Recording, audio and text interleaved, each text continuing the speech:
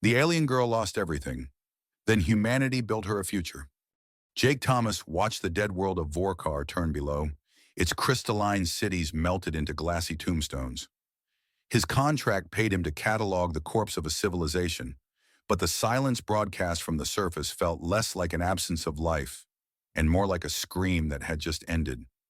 It was on his third orbital pass that the ship's most sensitive bioscanner, a piece of tech he'd salvaged and rebuilt himself, chirped once a single, impossible heartbeat in a graveyard of a billion. The profound quiet of his ship, the stray dog, was a universe away from the percussive thunder of combat engineering.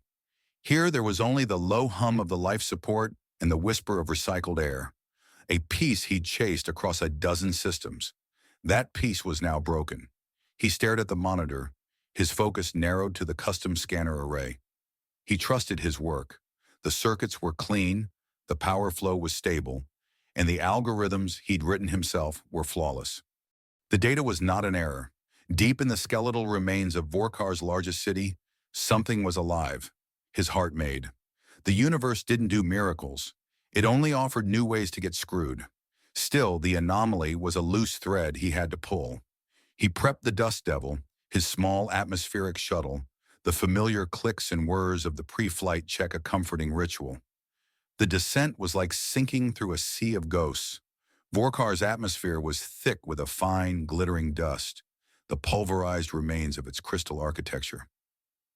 Through the swirling haze, the scale of the annihilation became sickeningly real. Spires that must have once scraped the heavens were now twisted fangs of glassy slag. Entire city blocks were fused into seamless, obsidian tombs, as if a star had briefly touched the planet's surface. On the ground, the silence was absolute. His boots made no sound on the glassy, fused ground. He moved through shattered plazas and avenues that defied human geometry, all flowing curves and impossible angles. The air was thin, cold, and smelled of ozone and shattered rock. His handheld scanner pulsed in his grip, its steady beat the only rhythm in this dead place, a thread of life pulling him through a maze of breathtaking ruin. The signal grew stronger, leading him to the collapsed dome of an immense, ornate structure. The remaining walls were carved with delicate patterns, and the debris inside was smaller, more intricate than the monolithic rubble outside. It felt like a place of learning, maybe a school, or a nursery. In the center of the wreckage, he found it, the source, a child curled into a tight ball, non-human, with skin the color of pale lilac and hair like spun silver. She was catatonic, her wide, dark eyes staring at nothing. Her small hands were wrapped around a fractured crystalline object that might have once been a music box. Jake knelt, his med scanner humming to life. The data scrolled across his wrist-mounted display: silicon-based biology, severe shock, advanced malnutrition, dehydration. The clinical facts did nothing to soften the image before him: a child, alone in the ruins of her world. The sight hit him like a physical blow, a ghost from a past he'd buried under years of cynicism and engine grease. Cygnus X1, a burning colony, the smoke, the screams, and the face of a little girl he'd promised to protect. A promise he had failed to keep. Protocol was a phantom voice he no longer heard. His protective instinct, the one he thought had died on Cygnus, surged with a vengeance. He gently scooped the child into his arms. She was impossibly light, as fragile as spun glass. He carried her back to the stray dog, the journey a blur of focused movement, and settled her onto a diagnostic bed in the medbay. His first thought was stabilization, a nutrient solution, then figuring out what to do next. The moment he sealed the medbay door, the ship screamed. Alarms blared, strobing the corridor in frantic red light. Her vitals, displayed on the main monitor, were crashing in a terrifying cascade.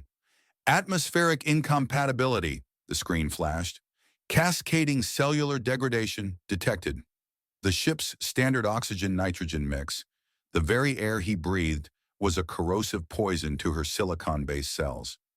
He was watching her dissolve from the inside out. He wasn't a rescuer, he was a murderer. The thought was a spike of ice in his gut. His mind, trained for catastrophic failure analysis, kicked into overdrive.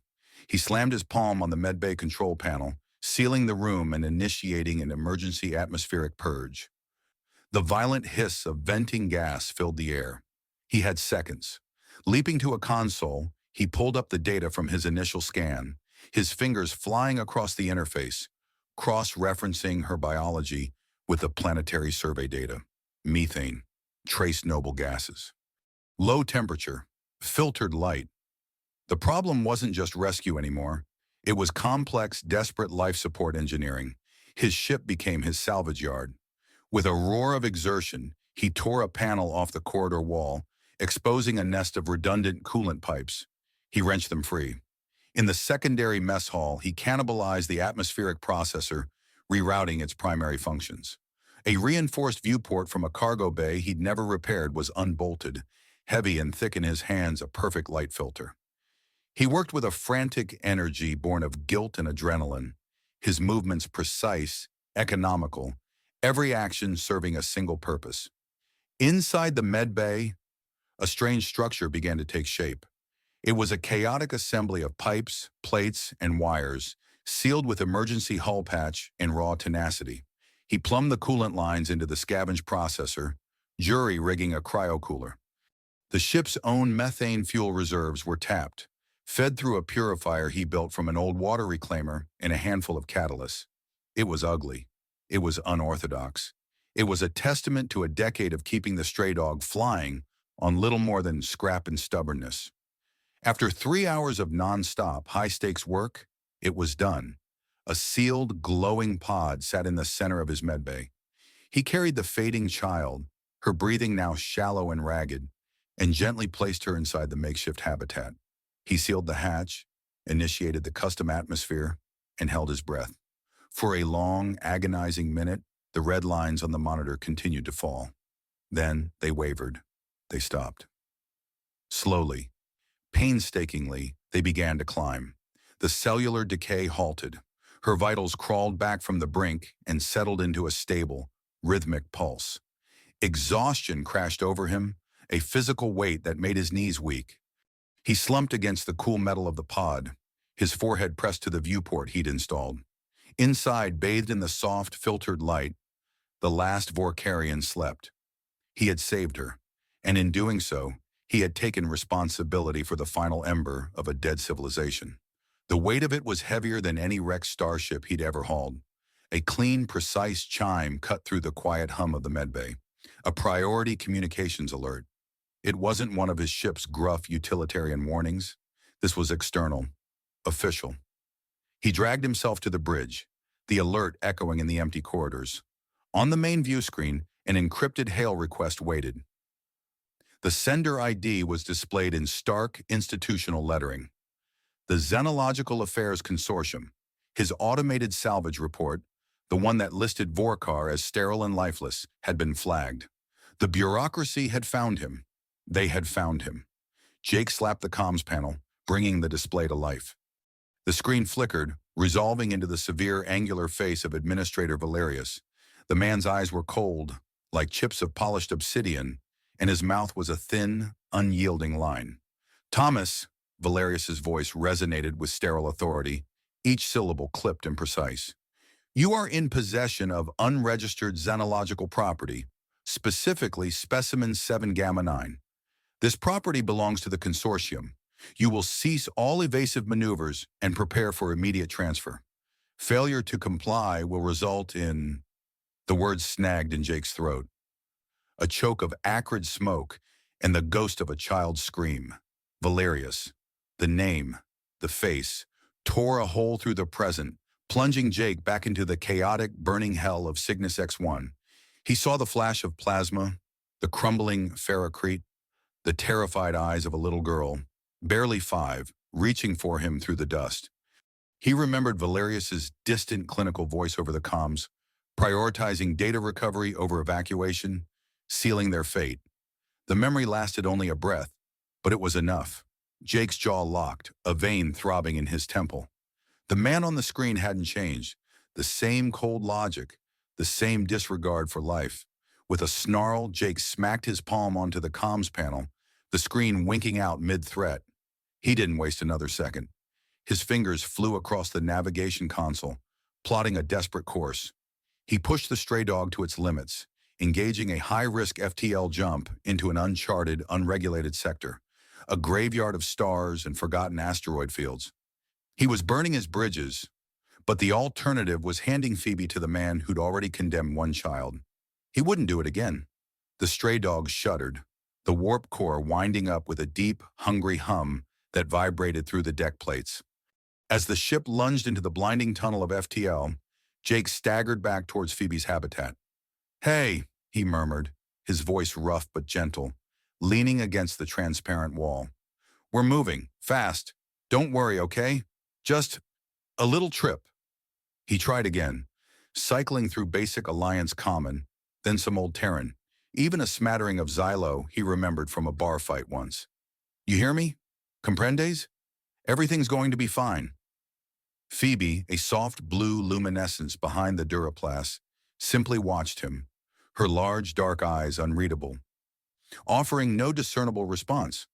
The communication barrier felt like an invisible wall, thicker than the habitat itself. She huddled deeper, her tiny hands clutching the shattered remains of her crystal music box. Even in the dim, filtered light of the methane-rich habitat, Jake could discern faint internal patterns of light flickering beneath her translucent skin, pulsing in time with her slow, shallow breaths. She seemed to be trying to sing to the broken crystal, a silent, resonant plea. It clicked in Jake's mind. Not sound, but light. Not voice, but vibration. Vorkarians didn't speak. They resonated. They manipulated crystalline structures to communicate. He knew what he had to do. Back in his workshop, the air thick with the smell of scorched metal and ozone, Jake began to design.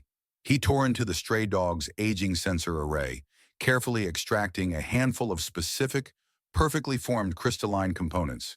He cannibalized old comm systems for their optical fiber bundles, delicate threads of light-carrying glass. A salvaged medical imager, long dead, yielded a tiny high-resolution microprojector. His workshop quickly became a battleground of scavenged parts and intricate schematics, each piece coaxed into a new purpose. Days blurred into a single grease-stained stretch. The stray dog bucked and swayed around him as its automated systems executed evasive maneuvers, flitting through asteroid fields and making jarring, minor FTL jumps to throw off the consortium's pursuit.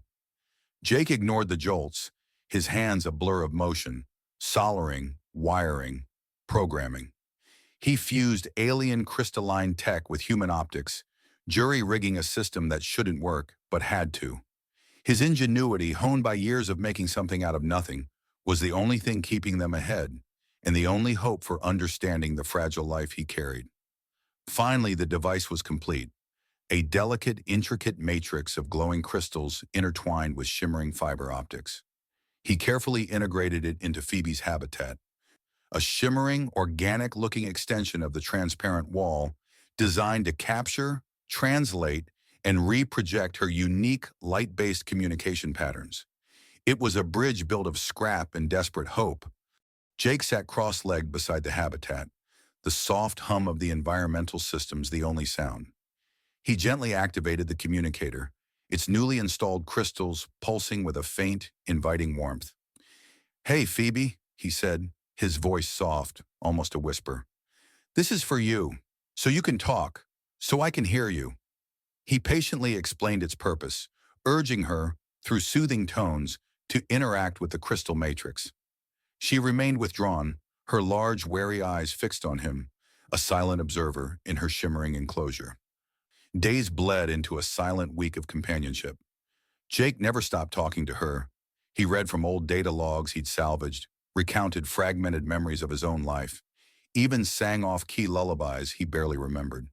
He simply existed, a constant, gentle presence by her habitat, fostering a sense of safety that slowly, imperceptibly, began to chip away at her fear. Phoebe began to watch him with a faint, nascent curiosity, her gaze less guarded, more thoughtful. Then during a quiet moment, as Jake described a particularly ridiculous space slug from an old story, Phoebe stirred. She tentatively extended a small, translucent hand, pressing her palm against the crystal matrix. Faint, intricate patterns of light pulsed through the device, mirroring the internal glow beneath her skin. Then, as quickly as it had begun, the contact broke. She pulled back, her eyes wide, the light patterns receding, a fleeting, almost imperceptible contact. Jake held his breath, a spark of hope igniting in his chest. Gently, he guided her hand back to the crystal. After a moment of profound hesitation, her small fingers trembled, then pressed her palm firmly against the cool, smooth surface. The communicator flared to life, not with sound, but with light. A vibrant, complex light sculpture erupted into the habitat's interior, swirling and dancing, a silent symphony of pure, resonant light. It depicted a family of Vorkarians, their forms shimmering with iridescent blues and greens, laughing, touching, interacting in a breathtaking crystalline garden. It was a poignant, impossibly detailed memory of Phoebe's lost parents, her home, her entire world. Jake watched, profoundly moved, a lump forming in his throat.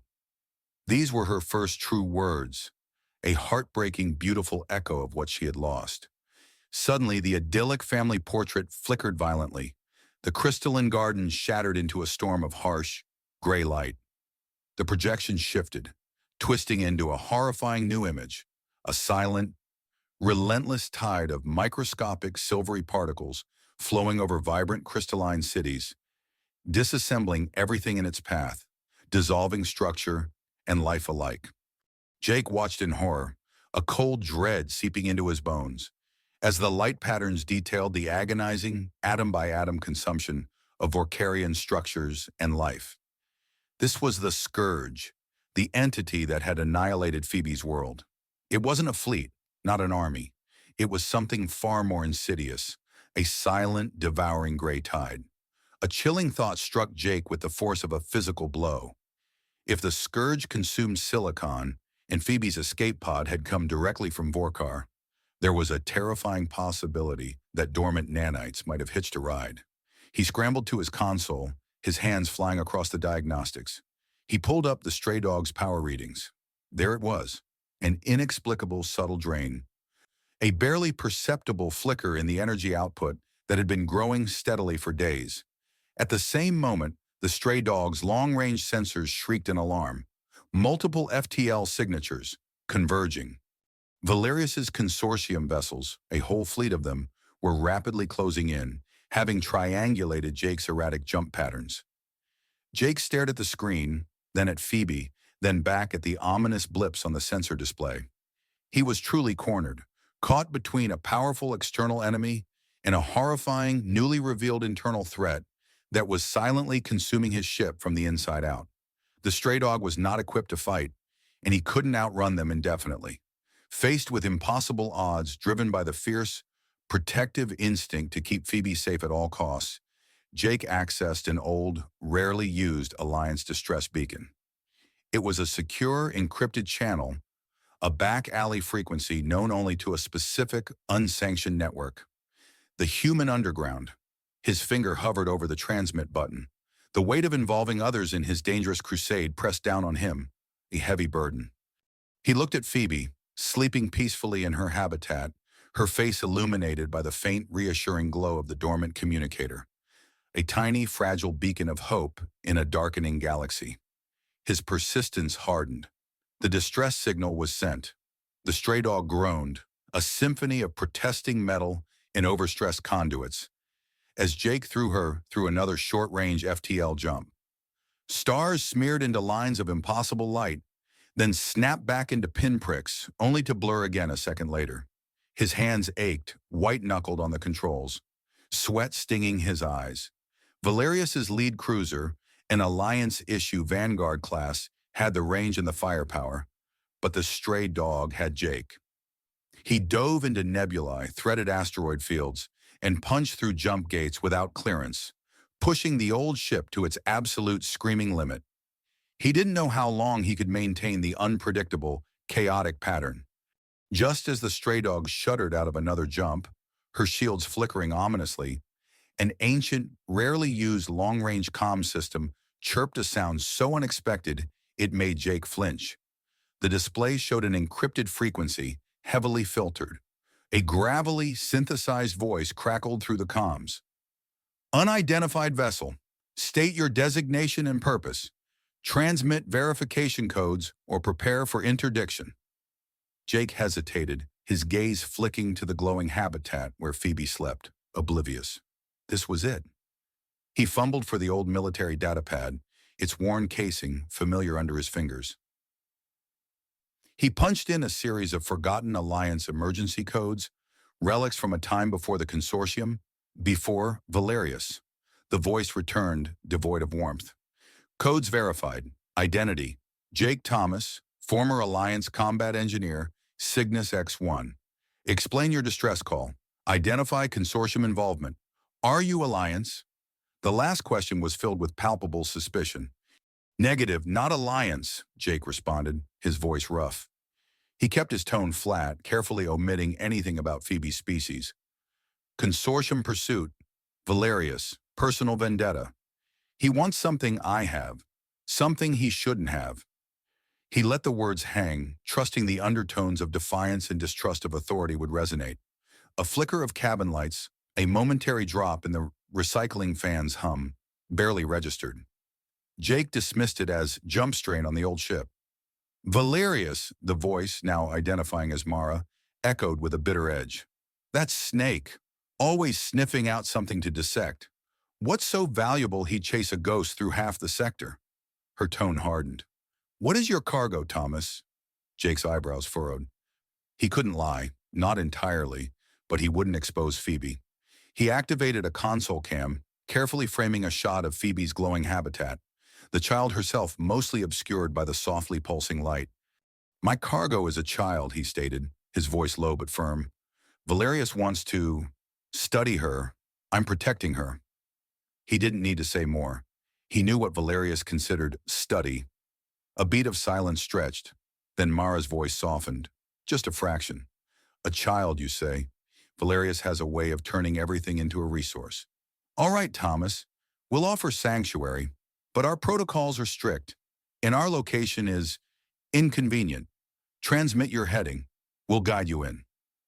Within her habitat, Phoebe stirred. Her delicate form seemed to shrink, pulling further into herself. She pressed a small, translucent hand against the crystalline communicator, a faint shimmer emanating from her. But no clear image projected, only a swirling, indistinct haze. Jake's concern spiked, a cold knot in his stomach.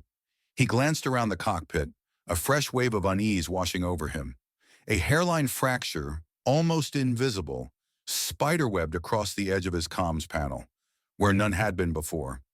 On the navigation console, a faint dusting of fine gray powder coated a section he'd just cleaned. It looked like ancient, dried ash. A sudden lurch, and the ship's primary power conduit for the aft section failed, plunging that area into darkness. Alarms blared. Jake cursed, grabbing a specialized toolkit. He crawled into the exposed service tunnel, the emergency lights casting long, dancing shadows. The cold bit at his skin. When he reached the conduit, his breath hitched. Its crystalline insulation, normally a clear, resilient shell, was pockmarked, deeply corroded, as if something had gnawed at it from within. Not rust, not wear, consumption, the scourge. The realization hit him like a physical blow, a chilling clarity that connected every flickering light, every stuttering system, every speck of gray dust. It wasn't dormant, it was awake. It had been silently feasting on the stray dog's silicon-based systems since the moment Phoebe's escape pod had docked. He scrambled back to the main console, pulling up ship diagnostics.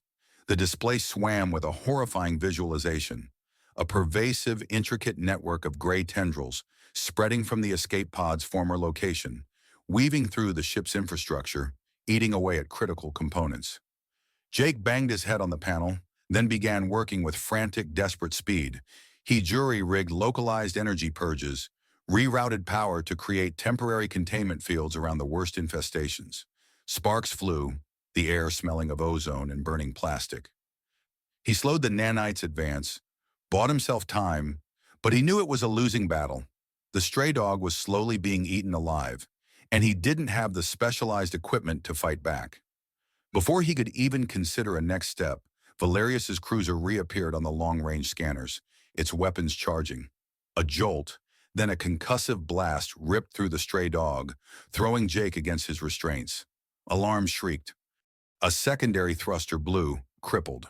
The ship lurched, spinning wildly, the nanite compromised hull groaning in protest. Jake fought the controls, his teeth gritted, every muscle screaming. He needed a distraction. With desperate precision, he overcharged the damaged thruster, firing it one last, controlled time.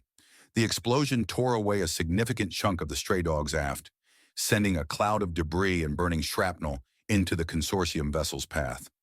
It bought him precious seconds, enough to punch the FTL drive again, rocketing into the void. The stray dog, a smoking, scarred wreck, limped out of warp. Below, a desolate, asteroid-riddled world spun slowly. Among the drifting rocks, a cluster of camouflaged, modular structures, determination into a hidden outpost. Sanctuary.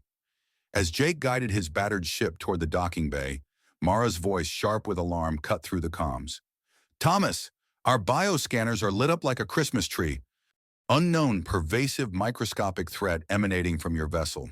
Full quarantine protocols initiated. Do not approach the primary bay. Jake stared at the screen, the weight of his actions crashing down. He had brought the scourge to his only chance at sanctuary. He had led a silent, insidious enemy, not just to Phoebe and himself, but to his newfound allies and their hidden refuge. The stray dog, a derelict husk of warped metal and flickering emergency lights, shuddered violently as the massive tractor beam gripped its battered hull. It was an ignominious arrival, pulled into the cavernous quarantine bay of the human underground outpost nestled deep within the asteroid cluster. The airlock hissed shut behind them, a final echoing clang that sealed them in. Before Jake could even secure Phoebe's habitat against the lingering vibrations, the bay doors slid open again. Mara stepped forward, her expression grim, flanked by a dozen security personnel encased in full hazmat suits. Their weapons were up, not aimed, but ready. Specialized scanners, humming with cold efficiency, swept over the stray dog and then, with alarming intensity, focused on Jake in the crystalline habitat he cradled. A sharp, insistent beeping cut through the quiet. Report! Mara's voice, filtered through her comms, was tight with urgency. A technician, his face obscured by a visor, gestured at a rapidly flashing display. Commander, scans indicate a pervasive microscopic silicon-consuming nanite presence. High density on the incoming vessel, already registering trace amounts within the bay's atmospheric filters. Jake's blood ran cold, the words he had dreaded to speak tumbling out. It's the scourge. It followed us. It can't be contained on the stray dog. It's already here, on your station. He watched Mara's eyes narrowed behind her visor, confirming his worst fears. As if on cue, a faint shimmer ghosted across a structural beam near the bay's entrance, followed by a barely audible, almost crystalline grinding sound. A diagnostic panel overhead flickered red, then went dark. Full station lockdown, Mara barked, her voice snapping with authority. Deploy specialized containment teams, Section Gamma 7. Isolate the bay. Prioritize structural integrity. Now! Claxons blared, a deep, guttural warning that reverberated through the rock. The heavy thud of sealing bulkheads echoed from distant corridors. Amidst the sudden, controlled chaos, a new figure approached, a woman with intelligent, weary eyes, wearing the crisp white uniform of a medical specialist. Dr. Eris. She moved with a quiet competence that belied the urgency, her gaze immediately drawn to Phoebe's habitat. With a specialized medical scanner, she began her assessment, the device emitting a soft, probing light. Her condition is precarious, Dr. Eris murmured, her voice calm even as the station shook around them. Severe dehydration, systemic distress, and, she paused, her brow furrowing. There's a unique crystalline resonance signature emanating from her, deep within her physiology. Jake watched, holding his breath as the doctor's scanner continued its work. Her mutism is a trauma response, as expected, Dr. Eris confirmed, her gaze still fixed on Phoebe. But she's communicating complex, suppressed thought patterns through crystalline bioluminescence. Within her own body, a faint internal glow pulsed beneath Phoebe's delicate silicone skin, a silent, flickering language of pure light. Suddenly, a security tech's voice cut across the comms, imbued with panic. "Commander, power fluctuations in Section Beta 9. Multiple system failures reported. The nanites, they've breached quarantine. They're spreading." Mara swore, a sharp, guttural sound. "Wait," Jake interjected, stepping forward, unsecuring the crystal matrix communicator from his belt. It was still wrapped in salvaged wiring, a testament to its hasty construction. "This is how she speaks. Her people, the Vorkarians, communicated through resonant light patterns. Their cities, their very biology, are crystalline. If we can understand her, she might hold the key to stopping the scourge." He held out the device, his hands trembling slightly with the weight of his desperate hope. Mara and Dr. Eris exchanged a look, skepticism warring with a desperate need for answers. "Set it up," Mara ordered, her voice gruff. "Dr. Eris, see what she can do." Jake carefully connected the communicator, powering it with a jury-rigged connection to the bay's emergency grid. He knelt by Phoebe's habitat, placing a reassuring hand on the cool, filtered surface. "Phoebe," he murmured, his voice soft, "can you show us?" "Show them what happened." Dr. Eris added her own gentle encouragement, her fingers hovering near the habitat. Slowly, tentatively, Phoebe's internal bioluminescence intensified. A faint shimmer began to coalesce within the communicator's crystalline matrix. Then, with a sudden, breathtaking surge, a vivid, heartbreaking memory flared to life. It was Vorkar. Not the dead world Jake had seen, but a vibrant tapestry of soaring crystal spires, humming with life and light. Vorkarians moved through the cities like living jewels, their forms elegant, their movements a dance of light. Then a gray tide, the scourge. It flowed over the cities, silent, inexorable, disassembling spires into dust, consuming everything. But amidst the terror, there was a defiant light. Elder Vorkarians, their forms glowing with brilliant energy, stood against the tide. Their hands were raised, projecting focused waves of resonant light, a desperate, beautiful crystalline song aimed at the encroaching gray. The memory shattered, fading into a flicker of residual light. Jake stared at the communicator, his mind racing, connecting the pieces. "The song," he breathed, his voice hoarse. "It's not just communication. It's psychokinetic, crystalline manipulation. They were trying to override it, to reprogram the nanite lattice." His gaze shot to Mara, then to Dr. Eris, his eyes burning with a wild, desperate conviction. "We can build an amplifier, a massive one. Broadcast Phoebe's unique frequency across the station.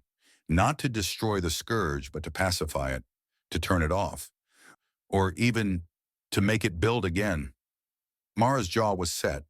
The outpost groaned around them, systems failing in rapid succession. She looked from the flickering diagnostic readouts to Jake's determined face, then to the fragile, glowing child in the habitat. "All right, Thomas," she said, her voice heavy with the weight of her decision.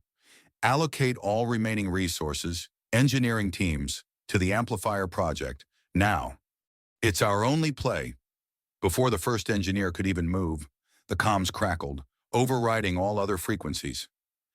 Valerius's face, cold and unyielding, appeared on a large monitor in the bay. Behind him, a massive fleet of consortium warships hung in the black. "This is Administrator Valerius of the Xenological Affairs Consortium." His voice boomed, devoid of warmth.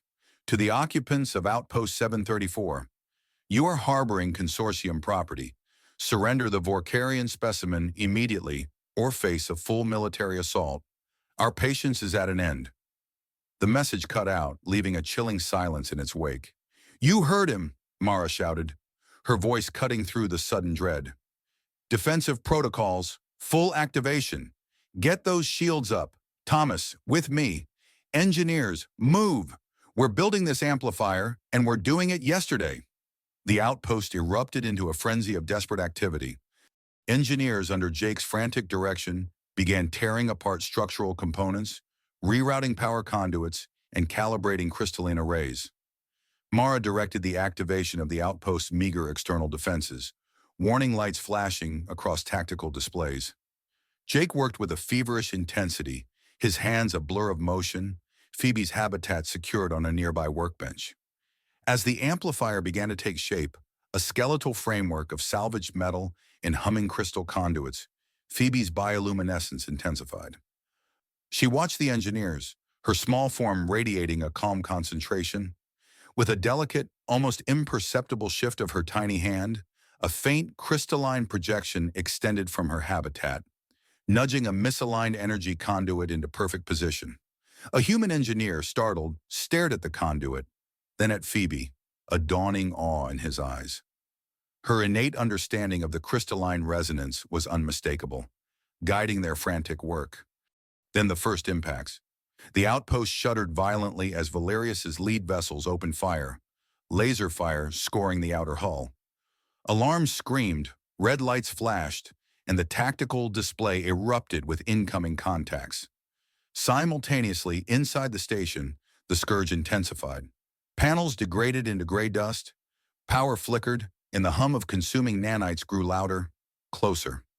A dire, two-front battle had begun. Jake, his face streaked with sweat and grime, guided Phoebe into the heart of the completed resonance amplifier. It stood immense and imposing, an intricate cage of shimmering crystal conduits and humming energy coils. The air around it crackled with latent power. Valerius's forces had breached the outer hull. Explosions rocked the station, throwing Jake off balance.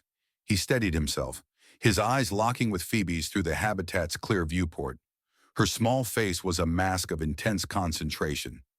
The amplifier powered up, emitting a deep, resonant hum that vibrated through Jake's bones, a promise and a threat. He nodded, a silent command. Phoebe nodded back, a tiny, resolute gesture. The fate of the outpost and perhaps humanity's future hung in the balance. Phoebe's eyes, wide and luminous, fixed on the shimmering core of the resonance amplifier. A low, resonant hum vibrated through the floor plates as she initiated the crystalline song, not with her voice, but with the focused intent of her mind. Light, coherent, and multi-frequency pulsed from the amplifier, a wave washing through the station's compromised structure. It rippled through the air Jake breathed, shimmered off the hull, and propagated outward into the blackness of space, a silent, breathtaking symphony. The scourged nanites, a gray tide consuming metal and plastic just moments before, froze. Inside the outpost, they hung suspended in air, a static cloud of destruction caught mid-devour. On Valerius's breaching vessels, visible on Jake's battered monitor, the lead boarding parties found their plasma weapons and kinetic drivers seized, fused into inert lumps of metal by the unexpected resonant field. Engines sputtered, comms crackled into silence. Mara and the human underground forces didn't hesitate. They moved, a swift, coordinated counterattack, capitalizing on the disoriented consortium personnel. Breached corridors were secured, invaders repelled, their shouts of confusion quickly silenced. The outpost's defenses, once crumbling, now held firm. Under Phoebe's continued focused resonance, the inert scourge nanites began to move, not to destroy, but to rebuild. Inside the outpost, shimmering tendrils of newly formed crystal latticework spiderwebbed across the ravaged walls, sealing breaches, reinforcing weakened supports. On Valerius's ships, the nanites aggregated into smooth, alien crystalline patches, sealing hull ruptures and rendering propulsion systems inert. The weapon of annihilation had been turned into an unwitting tool of restoration. Jake watched Phoebe, her small frame trembling with the effort, a fine sheen of perspiration on her crystalline skin. Yet she radiated a profound inner strength he'd never seen before, a quiet defiance that settled the churning guilt in his own chest. The ghost of Cygnus X1, the memory of that lost little girl, finally began to fade, replaced by the blazing reality of this one, saved, transformed. This wasn't just survival, it was salvation. Valerius, his face pale and stark as he was brought before Mara and Dr. Eris, watched the impossible unfold on a nearby monitor. His cold, detached composure, a mask of bureaucratic superiority, shattered. A guttural sound, halfway between a gasp and a choke, escaped him as he witnessed the Scourge's peaceful transformation into a constructive force, building instead of consuming. His weapon, his ultimate leverage, was gone, remade by the very being he sought to exploit. Unprecedented, Dr. Eris murmured, her voice filled with an almost reverent awe. Her Vorkarian biology amplified by human ingenuity. It's a new paradigm, not just cooperation, but synergy. Mara nodded, a grim satisfaction on her face as she looked at Valerius. A future you never factored into your sterile calculations, Administrator? Phoebe's resonance softened, her song complete. She stepped from the amplifier, her movements fluid and unburdened by the trauma that had once caged her. She walked directly to Jake, her eyes once filled with terror, now shone with a clear, trusting light. She reached out, not hesitating, and wrapped her small arms around his waist. He held her close, a silent, profound affirmation of a bond forged in fire and starlight. He looked down into her expressive eyes, seeing not just the last of her kind, but his future. "Phoebe," he whispered, his voice thick with emotion, "you have a home. You have a family. For as long as you want it, you have me." Years bled into decades. The asteroid outpost, once a desperate sanctuary, transformed into the renowned Lyrana Institute for Crystalline Heritage, a leading center for regenerative technology and interspecies studies. Jake and Mara co-founded it, their shared vision of a better future made real. The Scourge nanites, now universally known as the Architects, were utilized by the Institute for vast-scale environmental restoration, constructing self-sustaining, crystalline habitats across multiple systems, turning dead worlds into vibrant, living gems. Phoebe, no longer a silent, traumatized child, but a confident, brilliant scholar and teacher, moved fluidly between Vorkarian lightsong and human languages. She was a living bridge, her very existence weaving disparate cultures into a cohesive, hopeful tapestry. From a verdant, crystal-filled atrium within the Institute, Jake, his hair now streaked with gray, watched. Below him, in a garden of living light, Phoebe taught a diverse class of human and alien children.